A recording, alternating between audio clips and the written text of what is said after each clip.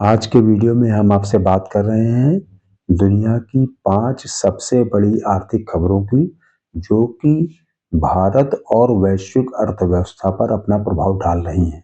स्वागत है मित्रों हमारे YouTube channel a deep dive by Deep Mishra में।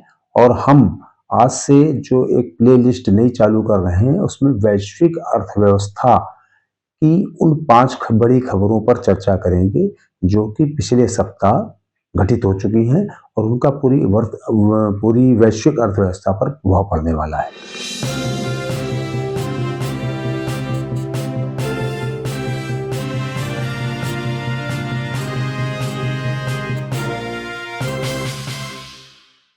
तो प्रारंभ करते हैं।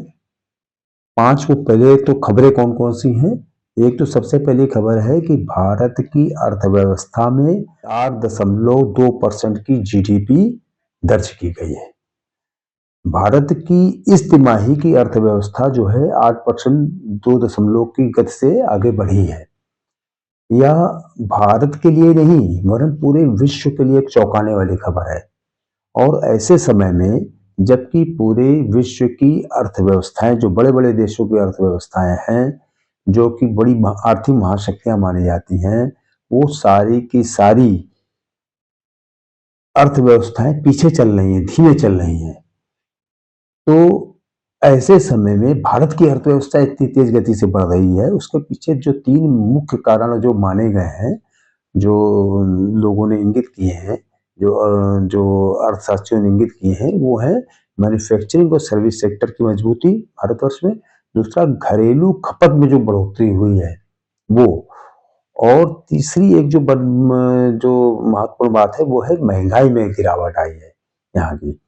घरेलू जो खपत में बढ़ोतरी हुई है, उसका एक बड़ा कारण था कि जीएसटी की दरों में जो कमी की गई, उसकी वजह से। और साथ में जो इनकम टैक्स की जो स्लैब बढ़ाया गया 12 लाख तक, उसकी वजह से क्या हुआ कि भारतवर्ष में जो परचेजिंग पावर लोगों की बढ़ी। और इधर चूंकि इस तिमाही में त्योहार दिवाली का सबसे बड़ा, भारत का सबसे बड़ा, जो सनातन धर्म का सबसे बड़ा त्योहार पड़ा है, उसने भी इस देश की अर्थव्यवस्था को बहुत ज्यादा प्रभावित किया है।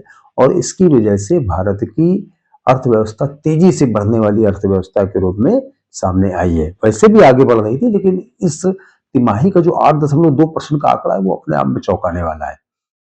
लेकिन वहीं इसके बाद की जो दूसरी खबर है, वो भी भारत से ही है। सबसे बड़ी बात ये कि भारतवर्ष का औद्योगिक उत्पादन पिछले 13 महीने के सबसे न्यूनतम स्तर पर आ गया है। ये एक चेतावनी भरी खबर है। ये जो है क्यों हो सकता है, इसके पीछे हमें ऐसा जो कारण लग रहा है, जो लोगों ने मतलब समझा भी है, अर्थशास्त्रियों ने वो ये समझा है कि जो वैश्विक उथल पुथल चल रही है, जो भारत के ऊपर सैंक्शन जो अमेरिका लगा रहा है, जो निर्यात भारत का गिर रहा है, उसकी वजह से जो है भारत में मैन्युफैक्चरिंग सेक्टर पर इफेक्ट कम हुई है। ग्लोबल मार्केट में भारत की जो वस्तुएं हैं, उनकी मांग कम हुई है। जो कच्चा माल है उसकी लागत बढ़ी है ना? जो मान लो इम्पोर्ट हो सकता है किसी वजह से, और निर्यात में सुस्ती चूक है, उसकी वजह से ये क्या हो रहा है कि उत्पादन जो है, उत्पादन के क्षेत्र में गिरावट आई है, औद्योगिक उत्पादन के क्षेत्र में गिरावट आई है ना। तो ये एक दूसरी खबर है। एक तरफ जीडीपी बढ़ रही है, लेकिन दूसरी तरफ वही क्या हो रहा है, मैन्युफैक्चरिंग सेक्टर दबाव में काम कर रहा है। तो ये जो है, ये अपने आप में बहुत ही मतलब विरोधाभासी चीजें हैं। भारतवर्ष की अर्थव्यवस्था बढ़ रही है, लेकिन मैन्युफैक्चरिंग सेक्टर दबाव में है। तीसरी जो सबसे बड़ी खबर है विश्व की अर्थव्यवस्था की, वो उसकी तरफ हम लोग बढ़ते हैं। और वो है, रूस ने यूरोप को कड़ी चेतावनी दी है कि अगर वो चाहे तो युद्ध कर ले। अगर वो युद्ध के लिए तैयार है तो रूस भी पीछे नहीं है युद्ध के लिए। क्योंकि जिस तरह की खबरें आ रही थी कि यूरोप ये कह रहा था कि बार बार, मतलब एक तरह से लोगों को चेता रहा था कि ऐसा ना हो कि रूस जो है यूरोप में हमला कर दे। जबकि रूस के राष्ट्रपति जो है व्लादिमीर पुतिन ने कहा कि हम यूरोप पर किसी तरह का कोई हमला नहीं करना चाहते हैं, और हम इस बात की गारंटी भी दे सकते हैं कि हम कोई भी हमला नहीं करेंगे। लेकिन अगर यूरोप चाहता है युद्ध करना रूस से, तो कर ले, हमें कोई दिक्कत नहीं, हम तो पूरी तरीके से तैयार हैं। अब इससे समस्या क्या हो रही है कि पूरे विश्व की जो ग्लोबल पर्सपेक्टिव है वो चेंज हो रहा है।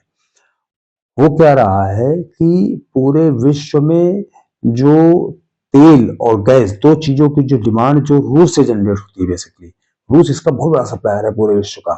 होता क्या है कि जो यूरोप है वो भी बहुत ज्यादा जो है सामान, इस तरीके का जो पेट्रोलियम प्रोडक्ट्स है वो इनडायरेक्टली ही सही रूस से ही लेता है।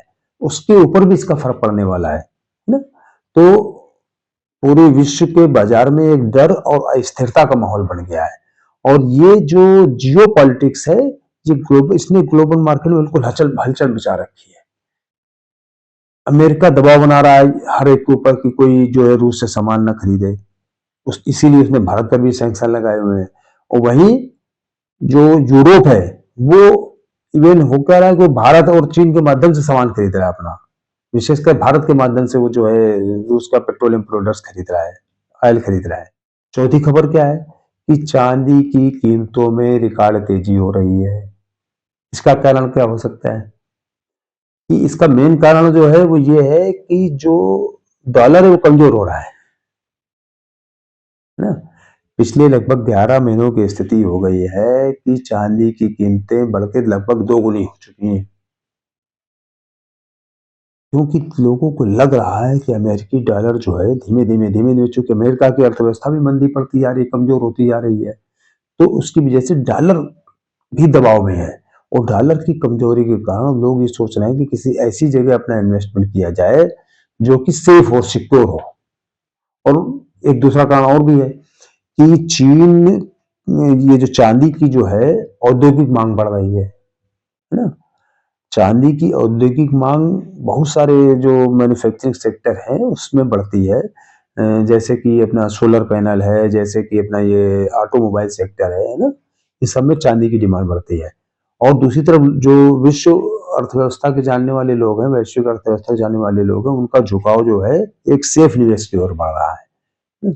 जब दुनिया में अनिश्चितता बढ़ रही है तो चांदी और सोना ये दोनों ऐसी चीजें हैं जो कि निवेश को आकर्षित करते हैं, लोगों के निवेश को आकर्षित करते हैं।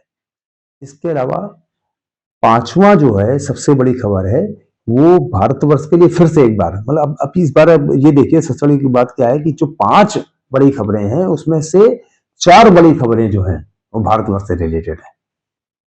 और एक जो सबसे बड़ी बात यह है कि इसमें से एक खबर अपने उत्तर प्रदेश से रिलेटेड है, और उत्तर प्रदेश में भी कानपुर से रिलेटेड भी है, क्योंकि उत्तर प्रदेश ने आईटी निर्यात को दोगुना करने का लक्ष्य रखा है।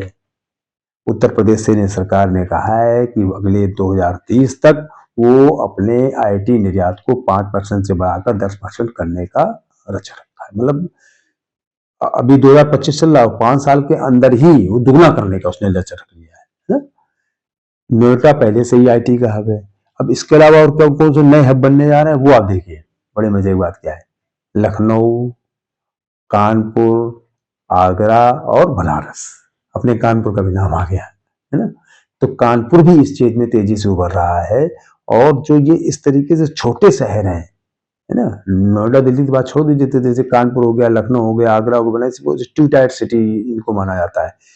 इन शहरों में अगर आईटी सेक्टर का अगर हब बनने आईटी सेक्टर के हब बनने की क्षमता विकसित हो रही है, और भारतवर्ष की जो डिजिटल इकोनॉमी है वो इन शहरों में भी बढ़ रही है, तो आप ये समझ लीजिए कि भारत को आगे बढ़ने से कोई नहीं रोक सकता है। और हमें तो सबसे बड़ी बात यह है कि आज हमने पहला वीडियो अपना विश्व की अर्थव्यवस्था पर बनाने का निश्चय किया, और उसमें भी कानपुर का नाम आया। जो विश्व की 5 सबसे बड़ी खबरें थी उनमें कानपुर का नाम आया, अपने उत्तर प्रदेश का नाम आया, और भारतवर्ष की 4 खबरें आई। ये बहुत मतलब अपने आप में हमारे लिए इतना प्रसन्नता का मतलब कारण है कि हमें लगता है कि हमने ऐसे समय पर आज ये वीडियो बनाने का निश्चय किया जबकि देश की अर्थव्यवस्था, अपने प्रदेश की अर्थव्यवस्था और अपने कानपुर की अर्थव्यवस्था तीनों आगे बढ़ने के लिए, तीनों वैश्विक अर्थव्यवस्था में अपना स्थान प्राप्त कर रही हैं। ये बहुत बड़ी बात है कि विश्व की एक सप्ताह की जो 5 सबसे बड़ी खबरें हैं उनमें इन तीनों का नाम आना हमारे लिए बहुत ही गर्व और सौभाग्य की बात है। और हम चाहेंगे कि इस अर्थव्यवस्था के अन्य खबरों के बारे में। जैसे ये तो अभी मान लो पिछली 5-7 दिन की खबरों की बात हमने आपसे की है। ऐसे ही हम और जो ग्लोबल जो इकोनॉमिक अपडेट्स हैं वो भी हम आपको उपलब्ध कराएँगे।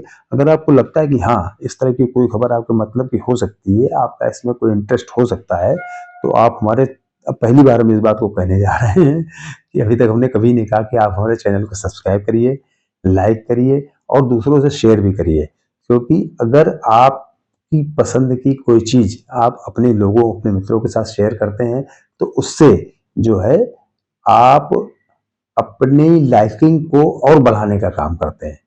क्योंकि अगर आप अपनी पसंद की चीज़ को बढ़ाएँगे तो आपकी लाइकिंग और बढ़ेगी, मतलब आपकी पसंद की चीज़ और लोगों के पास तक भी पहुँचेगी। इसलिए हम आपसे निवेदन करेंगे कि आपको अगर हमारा ये प्रयास, हमारा ये जो एक छोटा-सा एफर्ट है, आपको लगता है कि हाँ, आपको कहीं से भी इस तरह की सूचनाएँ उपलब्ध कराने में, इस तरह की बातचीत उपलब्ध कराने में, इस तरह का विश्लेषण उपलब्ध कराने में सहायक सिद्ध हो रहा है, जो कि आपके मतलब की हैं, तो आप हमको इसमें मदद करिए और अपने इस प्रयास को और आगे बढ़ता हुआ देखिए। बहुत-बहुत धन्यवाद।